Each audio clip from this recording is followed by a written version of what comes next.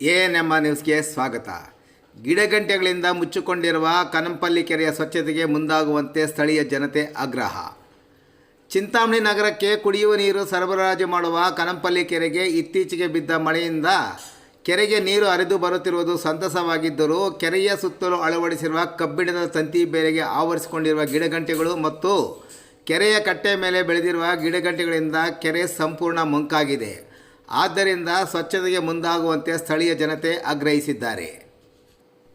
ಪ್ರತಿ ವರ್ಷ ಮಳೆಯ ಪ್ರಾರಂಭವಾಗುವ ಮುನ್ನವೇ ನಗರಸಭೆ ಅಧಿಕಾರಿಗಳು ಇಡೀ ಕೆರೆಯ ಸುತ್ತಲೂ ಅಳವಡಿಸಿರುವ ಬೇಲಿಗೆ ಅಂಟಿಕೊಂಡು ಬೆಳೆದಿರುವ ಗಿಡಗಂಟೆಗಳನ್ನು ಪೌರ ಕಾರ್ಮಿಕರ ತಂಡವನ್ನು ಕರೆದುಕೊಂಡು ಹೋಗಿ ಕಿತ್ತು ಹಾಕಿ ಸ್ವಚ್ಛತೆ ಮಾಡುತ್ತಿದ್ದರು.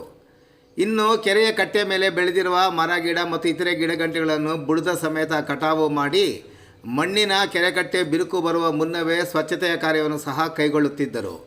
ಆದರೆ ಕಳೆದ 3 ವರ್ಷಗಳಿಂದ ಕೆರೆಯತ್ತ ನಗರಸಭೆ ಅಧಿಕಾರಿಗಳು ಯಾರೂ ಅತ್ತ ಮುಖ ಸಹ ಮಾಡಿಲ್ಲ.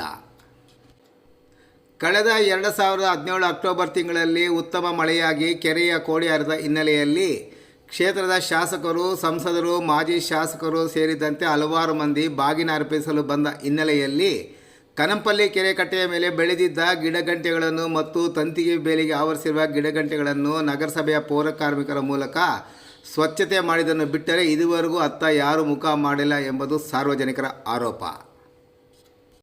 ಈ ಬಗ್ಗೆ ಪ್ರತಿಕ್ರಿಯಿಸಿ ಮಾತನಾಡಿದ ಮಾನವ ಹಕ್ಕುಗಳ ಹೋರಾಟ ಸಮಿತಿಯ ತಾಲೂಕು ಅಧ್ಯಕ್ಷ ಆಂಜನೇಯ ಶ್ರೀನಿವಾಸ್, ಕನಂಪಲ್ಲಿ ಕೆರೆ ಕಳೆದ 4 ವರ್ಷಗಳಿಂದ ಮಳೆ ಬಾರದೆ ಕೆರೆ ತುಂಬದೇ ಇರುವುದರಿಂದ ನಾಗರಿಕರಿಗೆ ಕುಡಿಯುವ ನೀರಿನ ಸಮಸ್ಯೆ ತೀವ್ರವಾಗಿ ತಲೆದೋರಿತು. ಇದೀಗ ಮಳೆ ಬಂದು ಕೆರೆಗೆ ನೀರು ಹರಿದು ಬರುತ್ತಿದ್ದು, ಕೆರೆಗೆ ಹರಿದು ಬರುವ ಅಂಬಾಜಿದುರ್ಗ ಬೆಟ್ಟದ ರಾಜಕಾಲುವೆಗಳಲ್ಲಿ ಗಿಡಗಂಟೆಗಳು ಬೆಳೆದು ನೀರು ಹರಿಯಲಿಕ್ಕೆ ಸರಾಗವಾಗಿಲ್ಲ. ಅದರ ಜೊತೆಗೆ ಕೆರೆ ಕಟ್ಟೆ ಮತ್ತು ಕೆರೆಯ ಸುತ್ತಲೂ ಅಳವಡಿಸಿರುವ ತಂತಿ ಬೇಲಿಗೂ ಗಿಡಗಂಟೆಗಳು ಬೆಳೆದು ಕೆರೆಯ ಅಂದವೇ ಕಾಣುತ್ತಿಲ್ಲ. ಆದ್ದರಿಂದ ನಗರಸಭೆ ಅಧಿಕಾರಿಗಳು ಕೆರೆಯತ್ತ ಗಮನ ಹರಿಸಿ ಶುಚಿತ್ವಕ್ಕೆ ಮುಂದಾಗಬೇಕಂತೆ ಅವರು ಆಗ್ರಹಿಸಿದ್ದಾರೆ.